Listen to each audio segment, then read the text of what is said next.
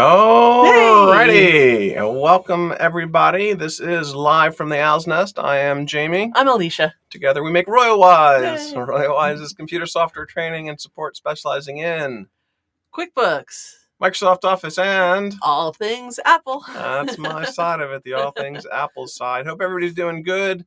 We finally broke the 90-degree weather streak. And in Oregon, we got to talk about weather. That's always how you start a conversation with your neighbors and your friends. It's kind of universal. We only had about 45 one thing we all have 50 days of 95-degree weather this summer, but it cooled down, and now it's back to 85. So everything's normal. Right. Tomorrow it'll be snowing, probably. Maybe. No, that's Colorado. That's right. Denver, where that kind of crazy stuff happens. So let's jump right in. What's happening in the old QuickBooks world over there? Well, I've been having fun with a feature that's been there for a little while, but it's new to a lot of people, that when you're in QuickBooks and you're in the banking feed and you've clicked on a transaction and you're sitting there and categorizing it and you're sitting there going, what is this supposed to be? What did I do with this last time? And you're used to opening up another tab and going to your vendors list and going and looking it up. You don't have to work that hard anymore. If you look across the bottom of the transaction in the banking feed, there's a new little option on the right-hand side that says show categorization history. And when you click on it, it will show you all the different ways that you've categorized it in the past, including the most recent and the most frequent. And so that way you can just right there in line see what it's supposed to be and then match it, so that way you're not 1 month putting it in meals and entertainment and 1 month putting it in owner draw. You can see exactly where things are supposed to go. So that's been my new favorite feature this week. There we go. Yeah, sounds wonderful. Mm-hmm. And then I have one other one. I've got lots of other ones, but one other one to share with you this week. And that is for those of you who are bookkeepers using QuickBooks Online for accountants, and you're in one of your client files and you're clicked in the books review up on the left-hand side. There has been a feature there for a little while that calls out anything that's in uncategorized expense. And up until now, you've been able to click on it and click assign payee and add a payee to it, or click on it and then ask your client what it's for, and it sends them a message and they can tell you. And so that in and of itself is a huge innovation.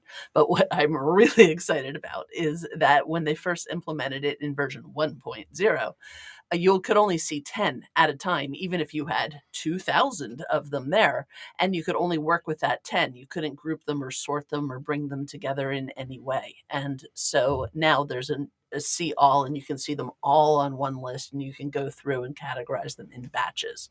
So thank you, Intuit. I put in feedback for that, I don't know, like 20 times just by myself. So thank you to anybody else who complained about that and now made the tool functional. Yay! Functional tools. We love that. We do love functional tools.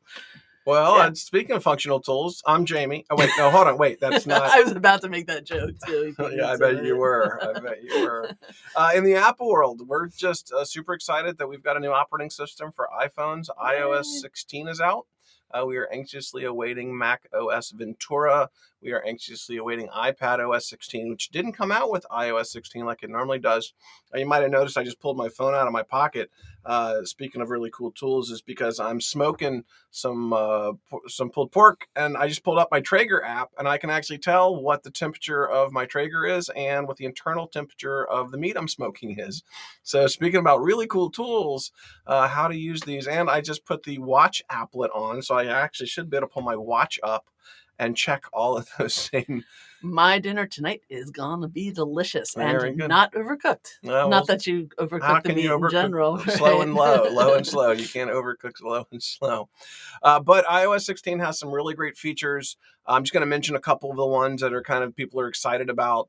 One of the ones is this new photos editing, where you can just touch and hold on any photo that you want to and lift the foreground picture right out of the background, and then change where you are and use it as a sticker in messages or paste it into an email or whatever you want to do. So in other words, it actually like trims out the image.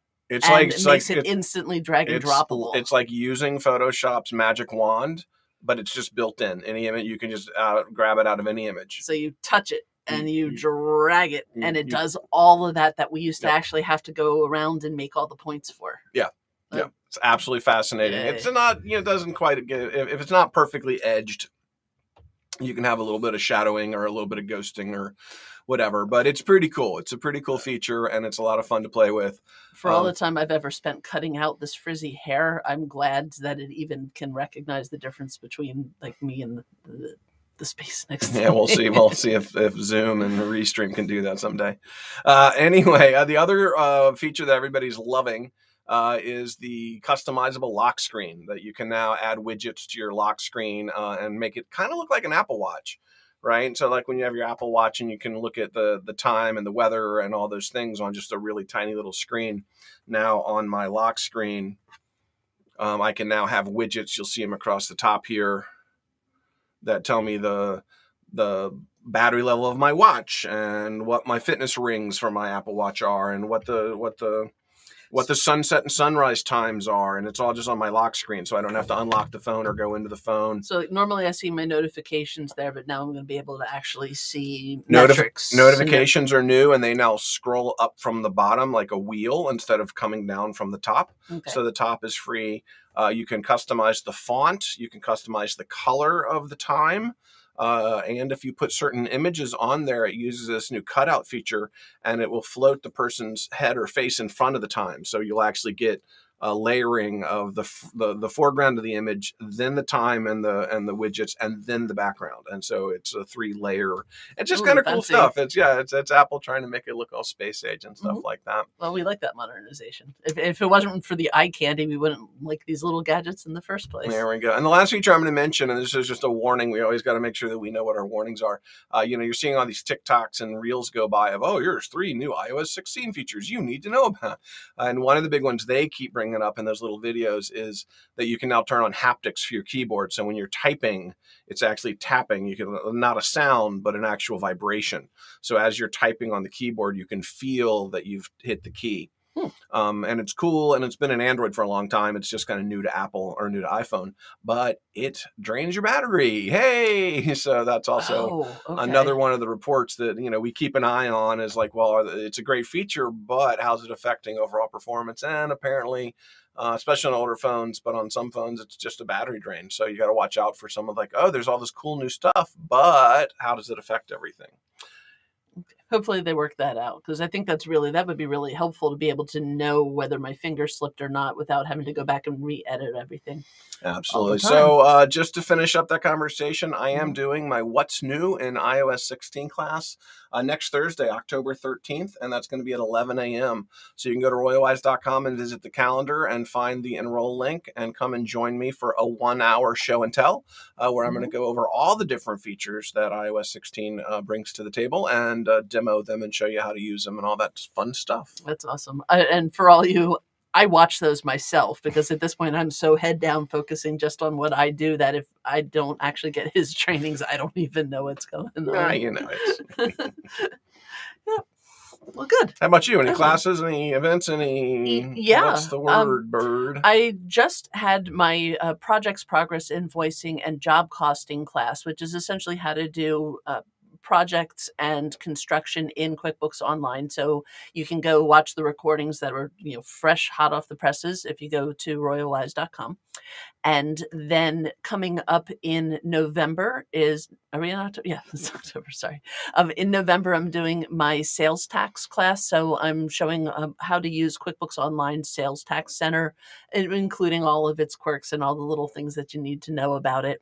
And then we're going to be doing 2 different payroll classes in November and December. On November 13th, I'm having Shannon Bauman-Theiss come in and talk about payroll compliance. And so she's going to be talking about PTO policies and healthcare and all the things that you need to know about your employees and your payroll so that you can create good company policies that are both compliant with state and federal guidelines, but also make your employees thrive so that your company can grow.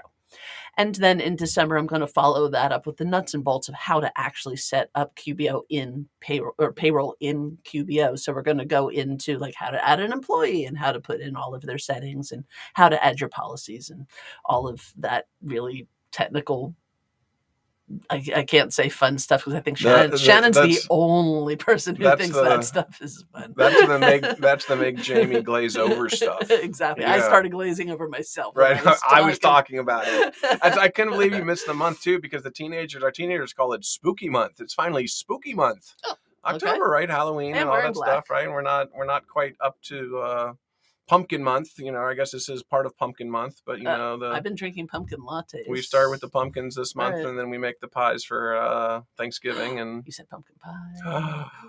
Nope, no chai, no pumpkin chai, nothing. No pumpkin chai. Forget about it. Maybe some soap, some pumpkin chai soap.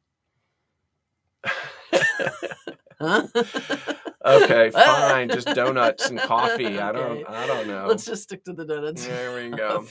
So I got one more thing I'm just going to mention real quick. It's kind of funny.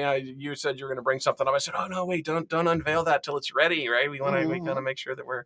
But I have something in development. I just kind of want to pitch it because I think it's a lot of fun. We're having a lot of fun doing it. We're developing a webcast/podcast that we'll be launching in the next month or two, depending on how long it takes to kind of get together. I want to thank Audrey Isbell, my co-conspirator, who is helping me do that. And what we're doing right now is a series called Making the Switch to Apple from Android. So it's basically a man on the street Q&A helping somebody who's switching from Android to iPhone. Woman on the street in this case. Woman on the person in the sorry, they, them. They, get off my lawn. And so we're actively recording episodes, and we're going to be editing them up and getting them out there. But it's a great conversational webcast that's going to turn into a podcast, I hope. That really has a lot of great tips and tricks, and kind of like you hear us battering back and forth about, iOS 16, what the new features are. But a lot of questions answered. And in that, and that's one reason I'm bringing it up here, is we're going to be asking you guys, if you are a fan or if you watch this kind of stuff, to submit your questions. Record yourself in a selfie video or a voice memo. If you have a question or an iPhone or an iPad or something new in iOS 16 that you want to know more about, you can just submit those questions. We'll have an email submission process where you can put them in, and maybe you'll be on the show and we can answer your question specifically in the webcast or on the podcast. I'm really looking forward to that because I get to overhear you all the time when people call you up and you're on the phone or on a Zoom with them, and it's like such great information that everybody needs. So being able to do this kind of Q&A and give and take and get the word out there, it's spectacular. I'm really looking forward to seeing what you come up with. We have hours and hours of on-demand video training in the Royal Wise OWLS, our on-demand web-based learning solution. But it's funny because people ask a question and I'll be like, oh, that's a level 1 answer. That's in the level 1 class. Oh, that's in the file management class, but they don't always want to go through 2, 4, or 6 hours of video to get that one little tidbit out. And that's where this kind of man on the street or person on the street Q&A stuff really is helpful, because then you're just like, well, what about this little piece, right? What about two-factor verification? And what about notifications versus alerts versus reminders versus event alerts and all that kind of, so we get into some really neat topics that you may or may not. And it's all practical in real life because it's like the things that people have in their hand at that very moment. Right. I'm using my device like a lightsaber.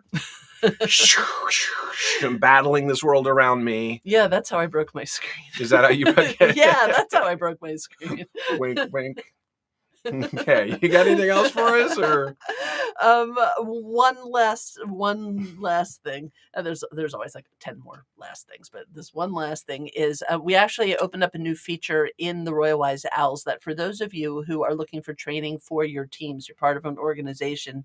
Up until now, if you had multiple people that you wanted to register for a class, you had to do each one of them separately. Well, we now have a feature where you can go ahead and enroll 3 people and then give them all codes, and they can go create their own accounts and with those 3 codes to enroll for those classes. So for those of you in organizations who have more than one person to train, we have made your life so much easier. Great for HR folks, right? You can just sign up everybody on the team, pay for it on one card, and then just give them access and say, hey, here's the training we want you to take. And you don't have to do anything but put the code in, create an account, and go watch the training. No payment, no concerns for them. Exactly. IT departments, bookkeeping firms, training organizations, all y'all, we got you covered now. People with parents and kids who don't want to learn. Oh, wait. I don't have those. You. It's all intuitive. I mean, who needs, wait. Yeah, right. All right. That's the last one? Yeah, that's very the last good. one. Well, we've done it again. Live from the Owl's Nest has come and gone. We want to thank anybody and everybody who's come to watch. By the way, go to YouTube. We've got past episodes where we chatter about all sorts of fun stuff over time. And then also we have tips and tricks and hoot tips out on YouTube that are happening, and also class previews and class samples. And so if you want to kind of see what our on-demand classes are like, swing by our YouTube channel and watch the first 10 minutes of one of my or Alicia's classes and get a flavor for what it's like. And then subscribe so you get all of our tips as they come out. And then when my web series comes out, that will be a YouTube channel too. So you'll be able to see all the new episodes as they come flooding through. Awesome. And as always, thank you all for your support and your enthusiasm. We wouldn't be here if it weren't for you. And QB Connect is coming. We're going to head into Vegas and see some of our great folks out there in the world. Yeah, QuickBooks Connect is going to be in Las Vegas at the Aria Hotel December 6th through 8th, I believe, or no, 7th through 9th. That's right. And I am going to be speaking. I'm going to be talking about the bank feed. The title of it is called The Big Bank Theory. So come and join us. The Big Bang. I hadn't heard that yet. That's great. Did you hear that, Jeff Weathers? Put that on your calendar. Make sure that you, save the date for me. Okay, with that, I'm Jamie. I'm Alicia. This has been Live from the Owl's Nest. We will see you in class. See you in class.